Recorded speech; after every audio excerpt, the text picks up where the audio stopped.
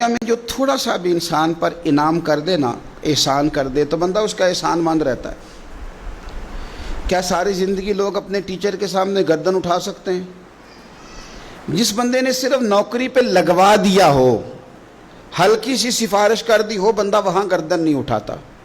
انسان کو کسی شخص نے کاروبار شروع کرانے کے لیے ہلکی سی مدد کی ہو، مخلصانہ مشورہ دیا ہو، وہ تھوڑی سی امداد کر کے ملک سے باہر لے گیا ہو، تو یہ لوگ محسن ہوتے ہیں۔ اور یقیناً جو محسن کا شکریہ ادا نہیں کرتا وہ اخلاقی طور پر بڑا کمزور آدمی شمار کیا جاتا ہے۔ لیکن یہ دنیا کے اندر جو لوگ ہم پر احسانات کرتے ہیں چھوٹے چھوٹے، ان احسانات میں ہماری گردن دبی رہتی ہے، ہم اپنی گردن اٹھا نہیں پاتے۔ میرے رب کریم نے نا اسی فطری اصول کو بیان کیا۔ انداز دیکھیے کیسا خوبصورت ہے، اور پیرایا دیکھیے کتنا دل نشیں ہے۔ اللہ مر جانے کو جی چاہتا ہے۔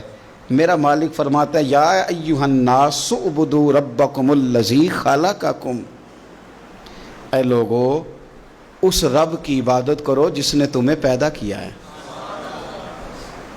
والذین من قبلکم، اور ان لوگوں کو جو تم سے پہلے تھے ان کو بھی اللہ نے پیدا کیا۔ اس رب کی عبادت کرو جس نے تمہیں پیدا کیا۔ دنیا میں چھوٹے چھوٹے احسانات پر انسان تشکر میں رہتا ہے، تو جس نے پیدا کیا، فنا سے جو بقا میں لایا، ہمارا وجود ہی جس کے کرم کا صدقہ ہے، ہمارا دیکھنا جس کی عطا کا صدقہ ہے، بولنا جس کے فضل اور احسان کا مرہون منت، اس رب کی عبادت کرو جس نے تمہیں پیدا کیا اور تم سے پہلے لوگوں کو پیدا کیا، لعلکم تتقون، تاکہ تم پرہیزگار بن جاؤ۔ عبادت کا نفع بھی تمہیں ہی ہوگا، کرو گے تو پرہیزگار بن جاؤ گے، تقوی ملے گا۔ اور فرمایا الذی جعل لکم الارض فراشا والسماء بناء وانزل من السماء ماء، فرمایا وہ جس نے تمہیں پیدا کیا۔ پھر اگلی جو بات ہے وہ کمال ہے، صرف پیدا کر کے چھوڑ نہیں دیا۔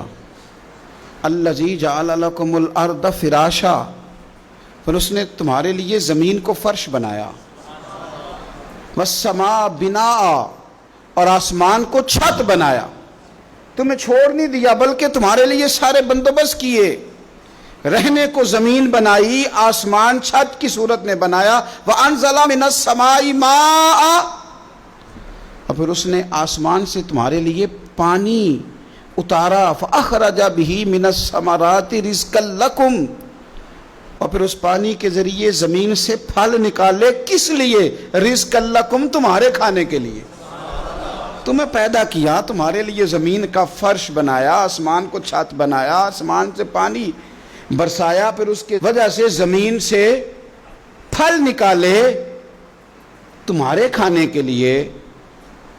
پیدا بھی وہ کرے اور تم سے پہلوں کو بھی وہی پیدا کرے، تمہارے ماں باپ کو، تمہارے باپ دادا کو، تمہارے پردادا کو، تمہاری ساری نسلوں کو پیدا کرنے والا بھی وہی ہو، تمہارے لیے زمین کا فرش بھی بچھائے، آسمان کا چھت بھی بنائے، اور پھر آسمان سے پانی برسا کے تمہارے لیے طرح طرح کے پھل بھی نکالے، تو فرمایا فلا تجعلوا للہ اندادا وانتم تعلمون، فرمایا پھر جان بوجھ کے رب کے ساتھ شریک تو نہ بناؤ، پھر تمہیں پتہ ہے، پھر تم جانتے بوجھتے ہوئے اللہ کے مد مقابل تو نہ بناؤ۔